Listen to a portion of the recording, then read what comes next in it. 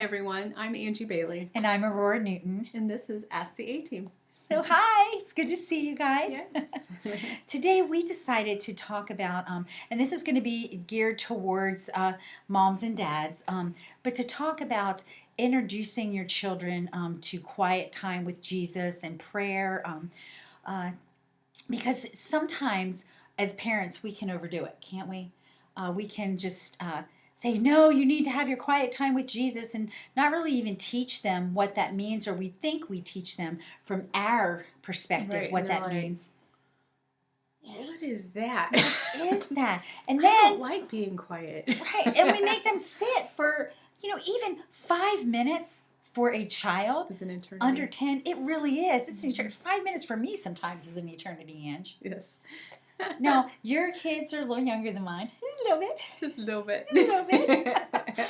But I know when my boys were younger, we would have fun time, quiet time with Jesus. Like we would make prayer caves, Mhm. and I would let them build their own kind of little domain and cave that they wanted, Mhm. and then let them get inside. And they could, if they wanted to have a Bible in there with them, or they wanted to look through, like because they had picture Bibles, look through those things, and just I would teach them to in those moments just to look at a picture and then just ask Jesus in their head what it was about. Mhm. And I wouldn't give them, say, this is how long this is going to be. Right. I would just let them do what was fun for them. And if it was Right. seconds at first, that was okay. Mhm.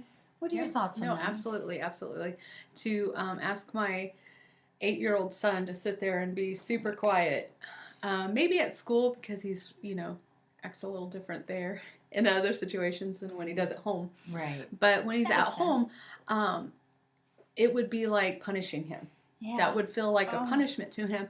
And so I never want them to think, now my daughter, she's completely different. She would be okay with that for a moment, as long as I didn't tell her what she had to do during that time. Exactly, So it's like give her a topic or whatever, and then you can draw, you can Right. Just give her whatever you want to boundaries, do. but yeah. Yes, with that. And then, but Brennan, it would be like sitting him in like time out or something. And so I don't want them to think of, to associate time with Jesus as punishment Or boring. or boredom or anything like that. So yes, absolutely. And then also in dreaming, because I'm a dreamer, we will tell them, and especially with their dad, it's really cute because I think it's with their dad.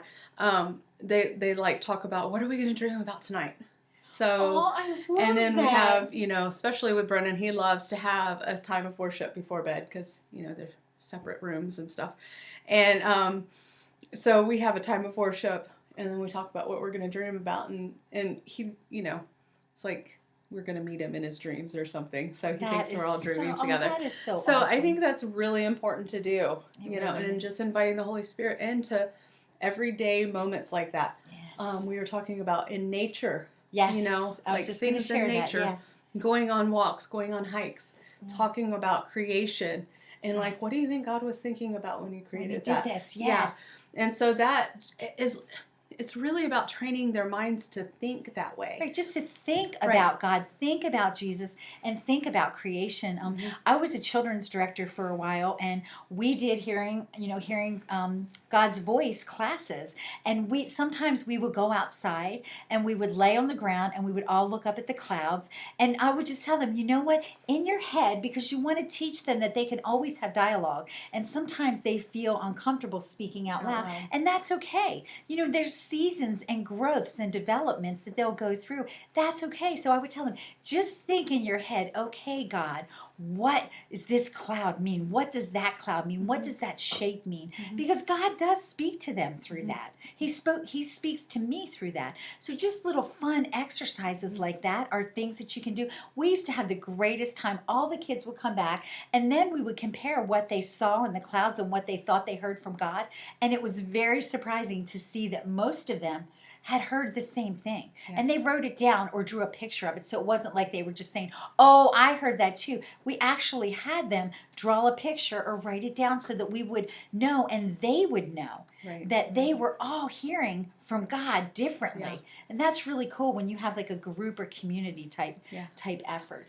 And then I also think it's really important to let them catch you doing it. Yes. Oh, so important. Not only like doing it in front of them and like you're intentionally doing it, but like do it, you know, if you do it before they wake up in the morning, if you do it after they go to bed at night, sometimes just switch that up and not good. to like put on a show or anything, actually be doing what you would do. Don't do anything different than what you would normally do. Right.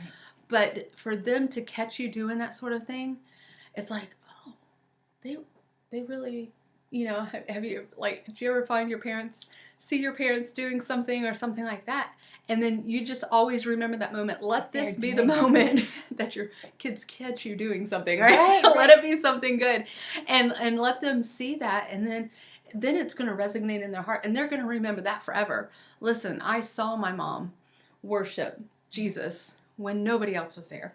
I saw her, you know, pray when nobody else was there. I saw her reading her Bible and praying and speaking out loud or writing it down or something like that. I saw her doing that when she didn't know I was looking. Yeah. And that's just always something. It's so important. Yeah. Yeah. So let them catch you. Yeah. That's awesome. Yeah. Well, we really hope that this touched you in some way. I know that we're both very passionate about that. So thank you so much for joining us. Yes, thank you so much. And if this has helped you in any way or can help someone that you know and love, please like and share. And don't forget to follow Ask the A-Team. Bye. Bye, guys.